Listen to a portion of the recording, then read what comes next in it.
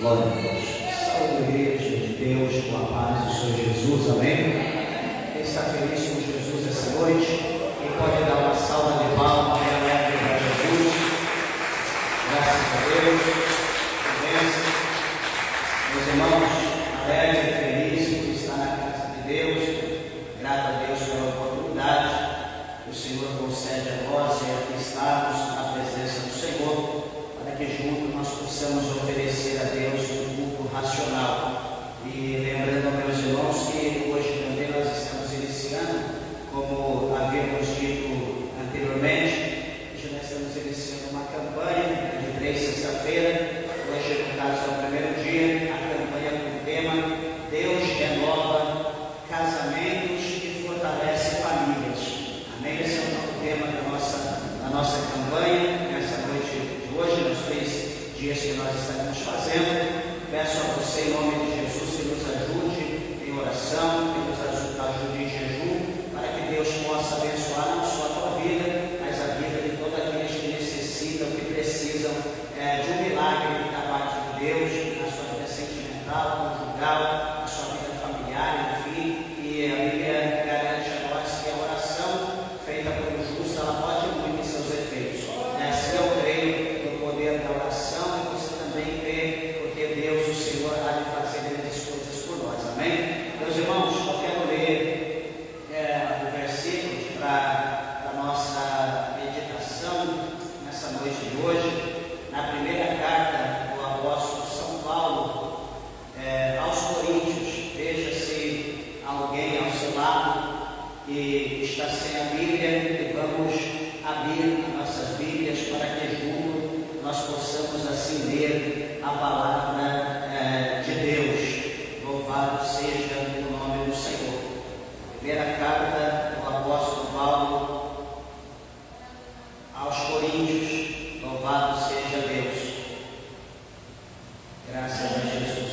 Aliás, meus irmãos, para falar a mesma coisa, capítulo de número 5 de Efésios, capítulo 5, versículo de número 31. Essa é a mesma coisa que lemos em Efésios, em Coríntios, como em Efésios, é o mesmo versículo, mesma coisa. Amém? Efésios 5, versículo de número 31. Para a glória de Deus. Veja se alguém que está sem o seu lado, sem a Bíblia, aproxime-se para que juntos possamos ler a palavra de Deus. Todos acharam? Digo amém? Então tá, vamos lá. Capítulo 5 de Efésios, versículo de número 31, está escrito assim: por isso deixará o homem seu pai e sua mãe, e se unirá à sua mulher, e serão dois numa só carne. Amém, meus irmãos? Podeis nos assentar, desocupe as tuas mãos e dê uma salva de palmas com alegria ao nosso Senhor Jesus.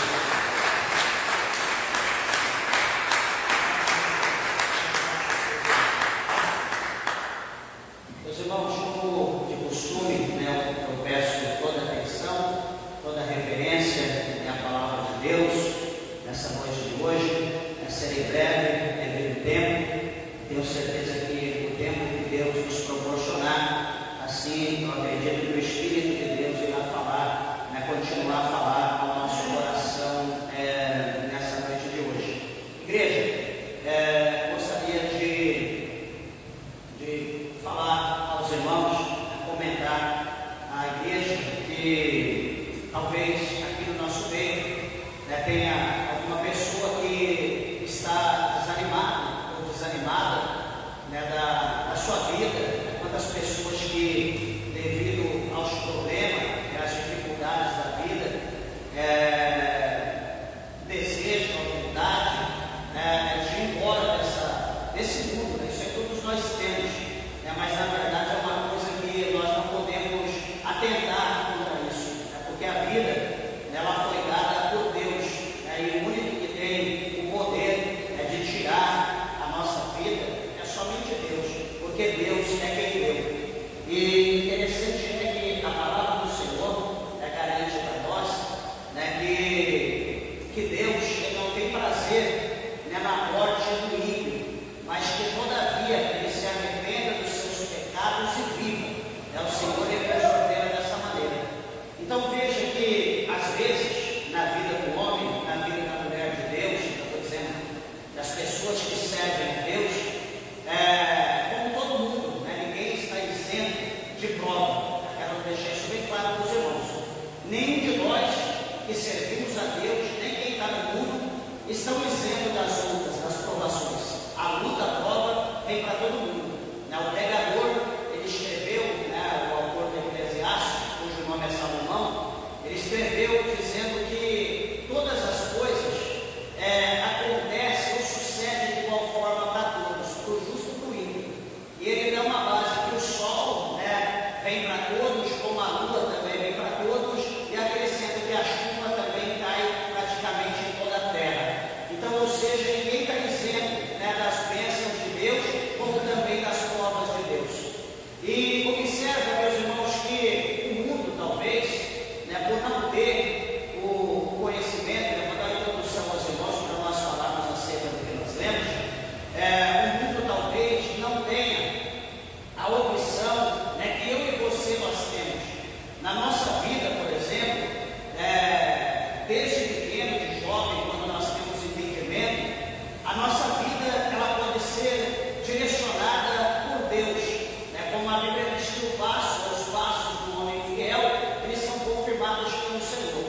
Por que eu estou dizendo isso? Porque tudo na nossa vida, na vida do homem e da mulher de Deus, ele pode estar pedindo a direção a Deus, pode estar pedindo para Deus um sinal, se a decisão que ele vai tomar, a decisão que ela vai tomar é de Deus ou não. Não pensa você que todas as decisões, tudo que nós fazemos é de Deus, não é. Tem situações que é porque nós queremos, que é porque nós olhamos, achamos interessante, porque talvez a gente olhou, achou que aquilo é mais lucrativo, olhando para aquilo, achando que aquilo vai nos beneficiar. Então, nem tudo isso que às vezes é bom para nós é proveniente de Deus. E eu costumo dizer aos irmãos, como a palavra de Deus mostra, que até mesmo por intermédio do apóstolo São Paulo, que tudo que o homem ele semeia nessa vida, mais cedo ou mais tarde ele vai colher. E por isso que nós precisamos ter atenção, e por isso que nós precisamos pedir a direção de Deus em tudo que nós vamos fazer, porque hoje nós podemos semear alguma coisa, ou semeamos ontem, e hoje nós vamos colher. E talvez a gente semeou algo pequeno, mas, meus irmãos, uma semente só que a gente semeia, dependendo, por exemplo, uma semente de manga, um caroço de manga que você plantar, um caroço só. Aquele pé vai crescer, vai florir, aquele pé vai dar dezenas, centenas, dependendo, milhares de frutos. De repente você pode não gostar, você semeou uma semente, mas a colheita certamente será em abundância. Por que eu estou dizendo isso? Porque tem coisas na nossa vida que nós fazemos e dizemos, só foi um pouquinho, não tem problema, só foi isso. Beleza? Só que você semeou aquilo, foi pouquinho, você semeou. E o que vai acontecer? O diabo, o nosso adversário, ele vai negar aquilo que você semeou, que não foi da vontade de Deus, não foi orientado por Deus, talvez foi por instrução dele, foi por orientação dele, usando outra pessoa, você deixou ser levado e semeou aquele pouquinho. E agora você está colhendo, ou você vai colher amanhã o fruto daquilo que você semeou lá atrás. Por que eu estou dizendo isso? Porque, repito de novo, tudo que nós fazemos, nós podemos pedir a Deus uma direção.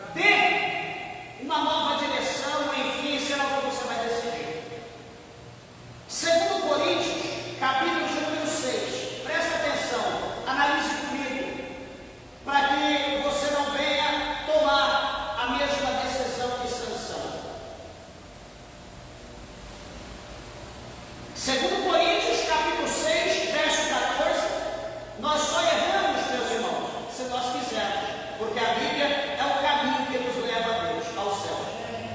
Capítulo 6, verso 14 de segundo Coríntios, está escrito assim: não vos prendais ao jugo desigual com os infiéis.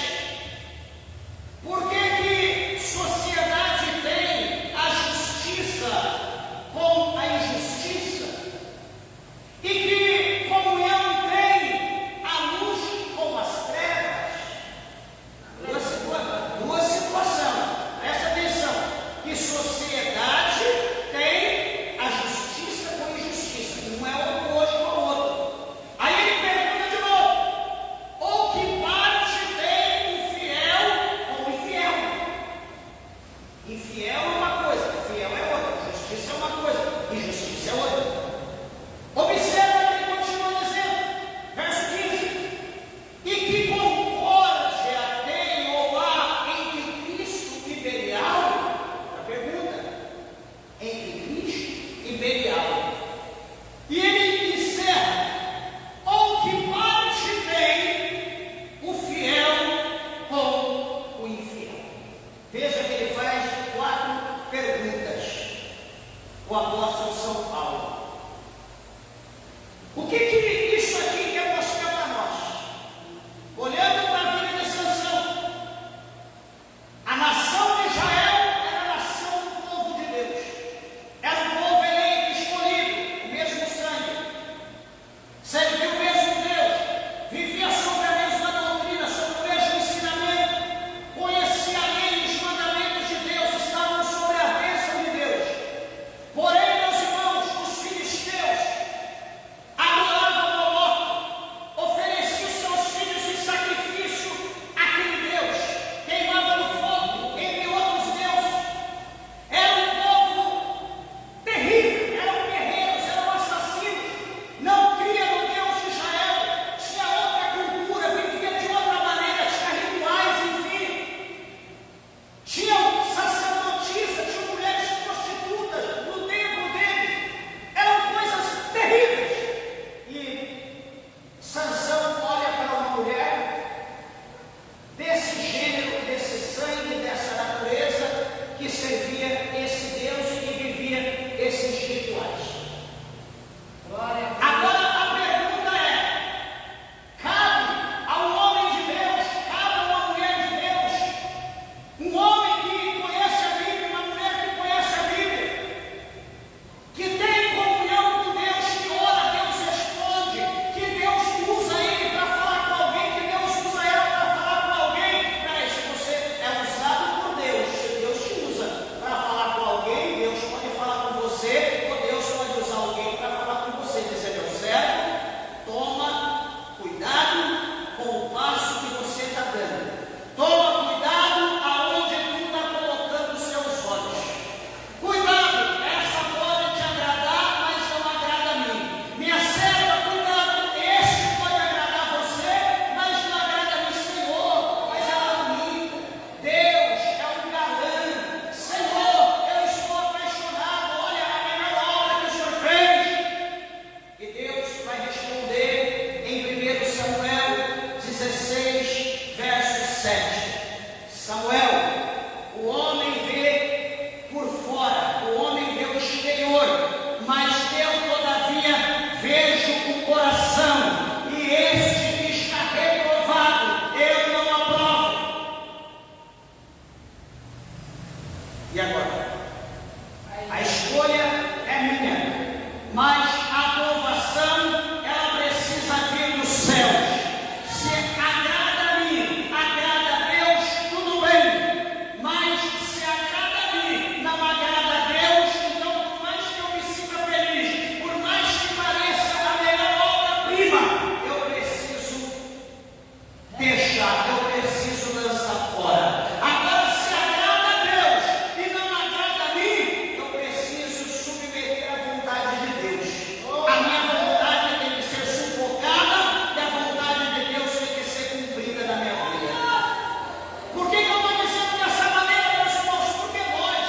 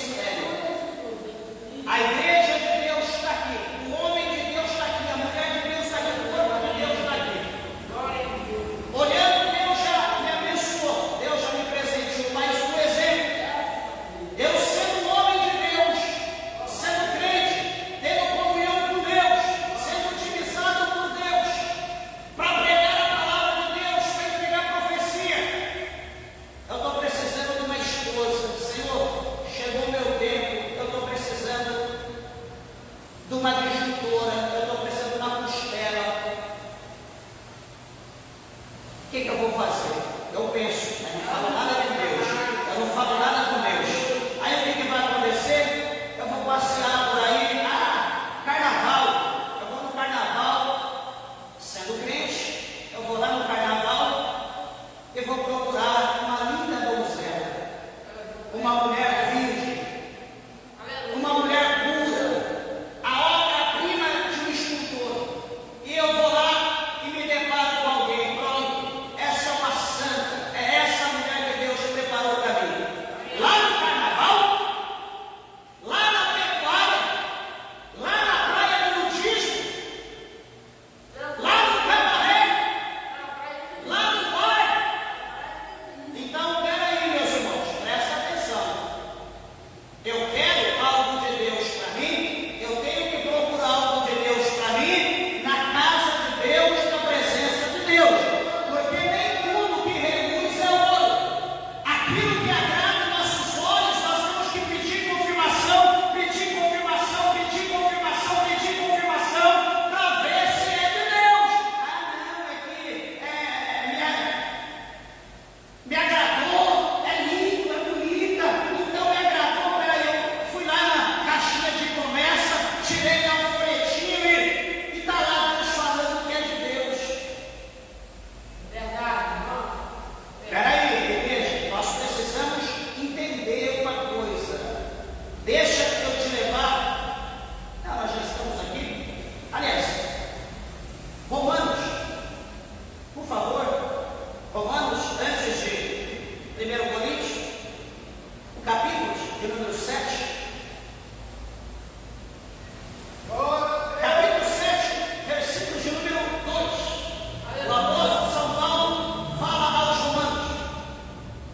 Olha o que está escrito: porque a mulher que está sujeita ao marido enquanto ele viver. Olha, a mulher está sujeita ao marido enquanto ele viver. Vamos continuar? Está ligada pela lei, do matrimônio. Mas, morto o marido, está livre da lei do marido. Olha aí, hein? Se tem alguém viúvo ou viúva, aqui a Bíblia está dizendo que agora morreu o homem ou morreu a mulher, então você está livre. Livre do quê? Da lei. Livre do pacto, da aliança, que foi feito entre você, o teu cônjuge e a pessoa de Deus que foi testemunha. O versículo de número 3, meus irmãos, do capítulo 7 de Romanos, continua dizendo assim: de sorte que, presta bem atenção, agora que está o mistério, de sorte que, vivendo o marido, será chamada adúltera, se for de outro marido, mas morto o marido, livre está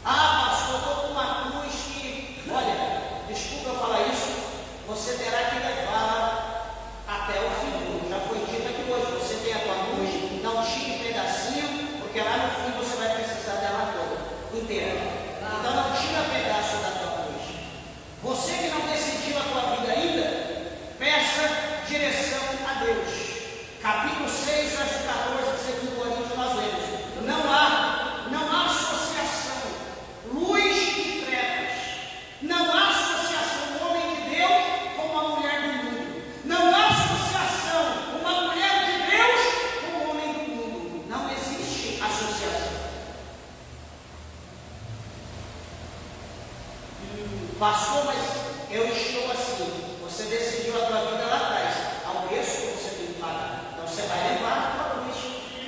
E eu quero te dizer que Deus, ele foi testemunha. Vamos dar uma lida aqui em Malaquias, capítulo 2.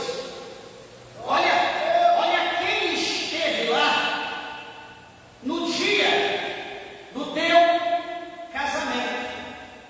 Malaquias, no capítulo de número 2. Cadê? Esse Malaquias? Esse aqui? Exatamente. Malaquias é o último livro do Novo Testamento, antes de Mateus. Louvado seja o nome de Jesus. Glória a Deus. Todos acharam, digo amém? Glória a Deus.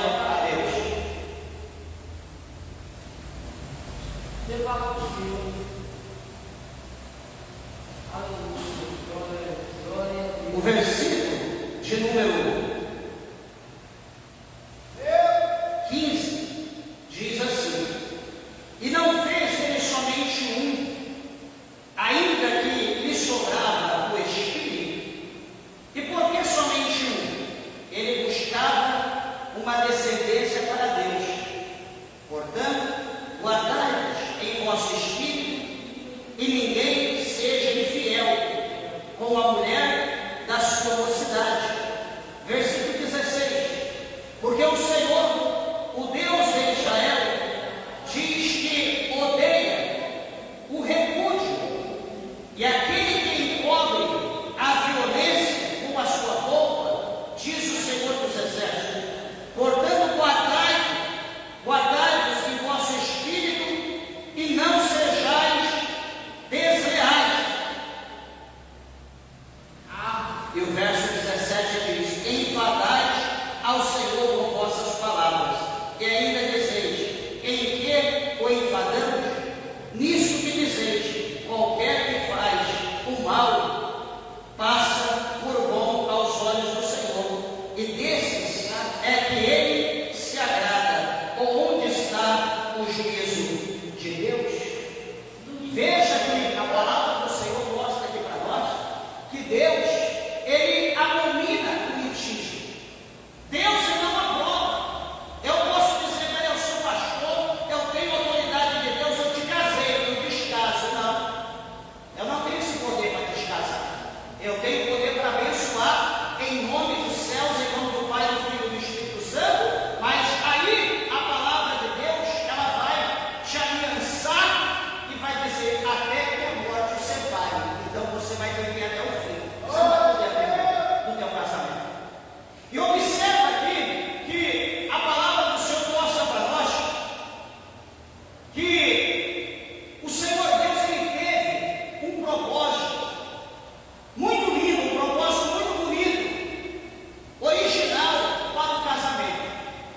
E segundo a Bíblia, esse propósito de Deus abrange três coisas. Abrange primeiro unidade, abrange aliança e abrange comprometimento. O casamento tem que ter essas três coisas segundo a palavra de Deus. E o primeiro chama-se unidade. O que é unidade? É o que nós acabamos de ler, é o que está em 2:24 de Gênesis, como lemos aqui em 5:31 de Efésios, que é o nosso texto básico. Quando se fala unidade, fala o quê? De unir o homem. O homem, ele vai deixar a casa do seu pai, vai deixar a casa da sua mãe, assim a sua desculpa, né, a sua futura esposa, a sua pretendida, vai deixar a casa do seu pai, a casa da sua mãe, e a Bíblia diz que vai se unir os dois, e os dois serão uma só carne. Isso chama unidade. O conceito de unidade está no cerne do plano de Deus para o casamento. Em Lucas 2:24, em Gênesis 2:24, diz: por isso deixará o homem seu pai e sua mãe, e se unirá à sua esposa, e eles se tornarão uma só carne. Isso é unidade.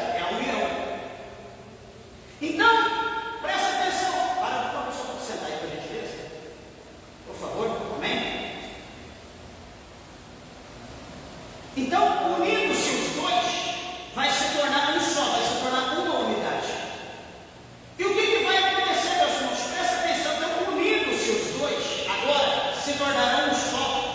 Então, amanhã, depois, na caminhada do homem e da mulher, houve ali um contratempo e vai haver uma separação da carne.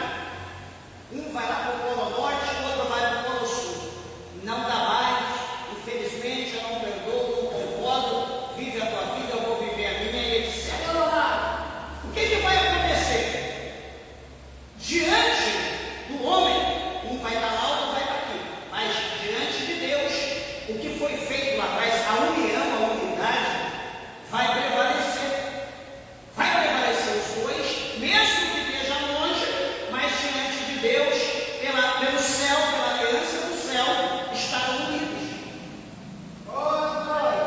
Não tem como separar. A única forma de separar é a morte. Ah, mas o Papa, o padre, o cardeal, o reverendo, será quem? O próprio cão veio com a cunha. Pode ser quem quiser. É até que a morte separa. Morreu, a aliança foi quebrada. Está vivo, esteja onde estiver. Está casado. Pastor, o que acontece se mesmo está lá, outro está aqui e alguém se unir com o outro? Vamos ver 1 Coríntios 6. Meus irmãos, o salmista ele diz: Senhor, como eu amo a tua lei, ela é a minha meditação todo dia. Quer aprender a ler a Bíblia? Estude a palavra de Deus. Capítulo 6, versículo 16, 1 Coríntios 6, 16. Está escrito assim: ou não sabeis que o que se ajunta com a meretriz faz-se um corpo com ela? Porque serão, disse, dois numa só carne.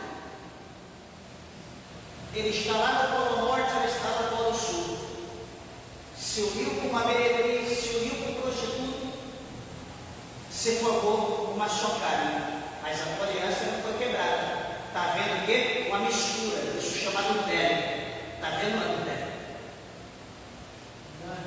E o Senhor Jesus, ele diz pela sua palavra, no versículo número 18: fugir da fornicação. Todo pecado que o homem comete é fora do corpo, mas o que fornica, o que se relaciona com o sexo oculto, peca contra o seu próprio corpo. Ou não sabeis que o vosso corpo é o templo do Espírito Santo, que habita em vós, proveniente de Deus, e que não sois de vós mesmos? Peraí.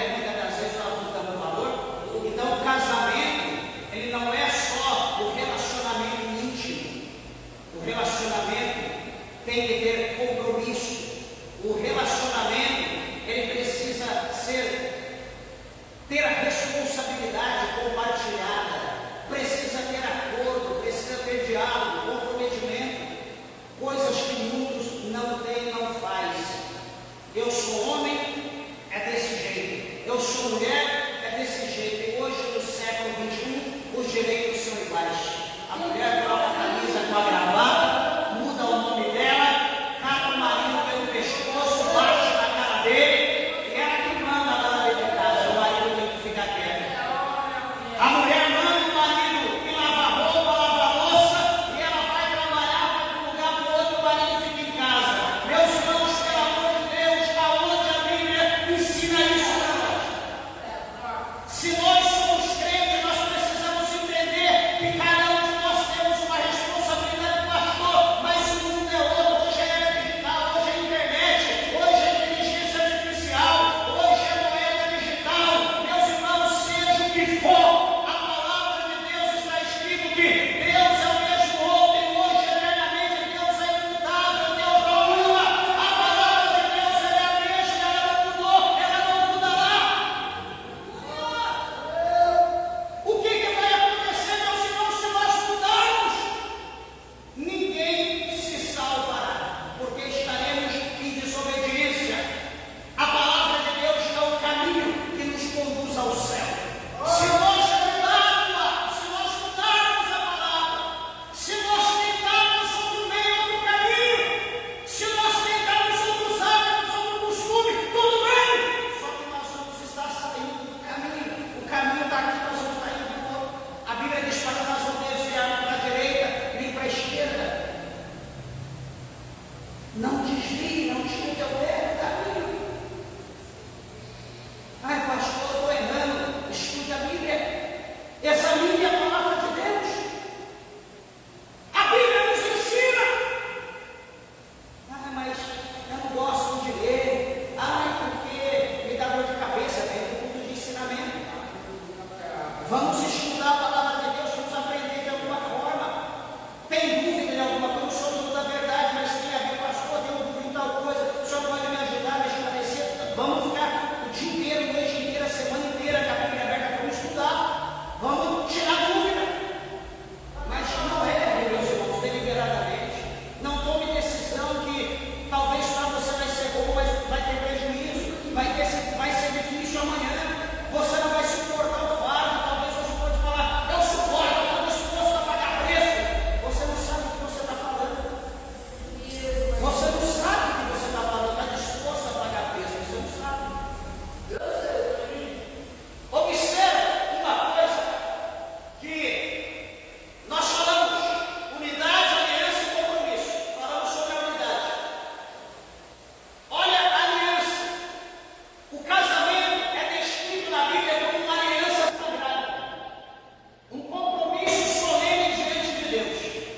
Por isso, Malaquias 2,14 diz assim: olha, porque o Senhor foi testemunha da aliança entre ti e a esposa da sua mocidade. Ué, 2,14 de Malaquias é: o Senhor, ele foi testemunha entre ti e a tua esposa na tua mocidade. Vê lá, Malaquias 2,14. Ah, mas não tem conversa. O Senhor esteve lá. Se você só agiu, se você não passou pelo cartório, se você não passou pela igreja, até aí tudo bem, você está junto. Mas mesmo assim você está em pecado, você tem que arrumar a tua vida. Porque você precisa ter a tua vida correta, corrigida diante de Deus, para que as bênçãos de Deus elas sejam derramadas sobre ti. Veja que quando se fala aliança é diferente de um simples contrato, pois a aliança matrimonial ela é um vínculo espiritual com Deus como testemunha. Não é que o Senhor esteve ali, o casamento foi testemunha da aliança entre o homem e a mulher da sua mocidade, como Deus acabou. Deus estava como testemunha, estava ali na aliança. Então não tem como a gente dizer para Deus, porque nós fizemos um voto até que a morte os separe. Amém. Na doença, na saúde, na pobreza, na riqueza, na tristeza, na alegria, enfim. E nós concordamos com tudo. Então Deus é testemunha. Então Deus não vai permitir aliança.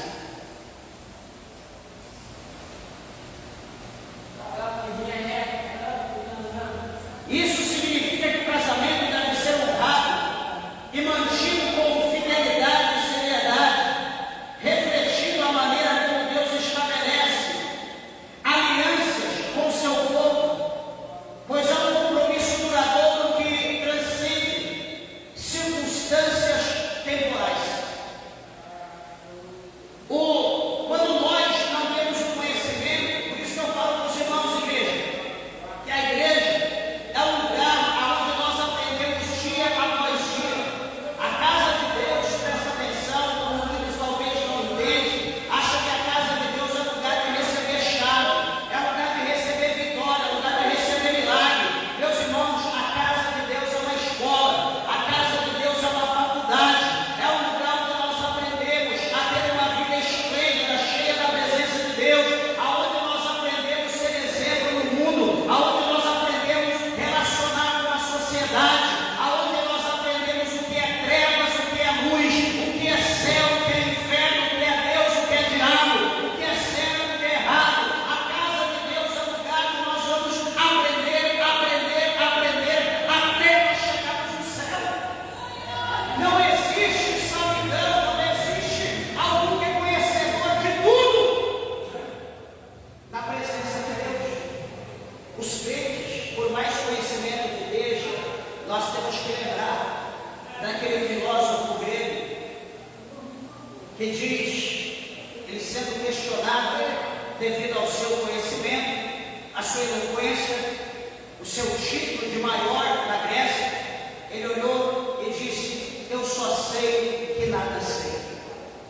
O crente, por mais que ele conhece, ele tem que ser humilde. Quanto mais ele conhece, mais ele tem que se humilhar. E na casa de Deus é lugar da gente aprender. Os jovens têm que aprender na casa de Deus, as crianças têm que aprender na casa de Deus, o pai e a mãe têm que ensinar as crianças dentro da sua casa. Hoje eu vejo uma coisa diferente, eu falo com a minha esposa sempre, converso com os irmãos, falo sempre. Meus irmãos, hoje a forma de ser educar filho, eu não sei de que parte do inferno que veio a educação de hoje, porque não é de Deus, nunca pode ser.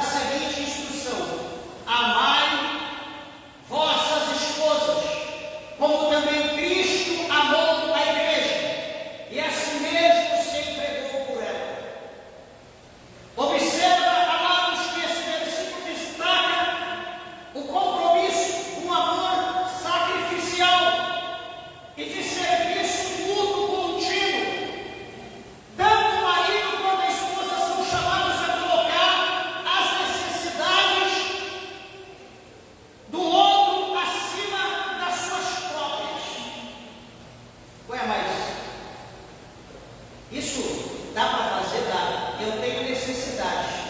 Só que quantas das vezes eu tenho que sufocar as minhas para colocar a da minha esposa acima? Quantas das vezes ela sufoca dela, porque eu não sou fácil, quantas vezes ela sufoca dela para colocar, eu falei literalmente, quantas vezes ela sufoca dela para colocar a minha acima? E assim tem que ser feito. Um tem que respeitar o outro, um tem que entender a necessidade do outro, tem que compartilhar as coisas. E observa que esse tipo de compromisso reflete o amor incondicional de Deus e fortalece a relação conjugal, a relação do homem e da mulher. Então, entender um outro, compartilhar as suas necessidades. O homem é homem, ele tem um hábito, a mulher tem um hábito.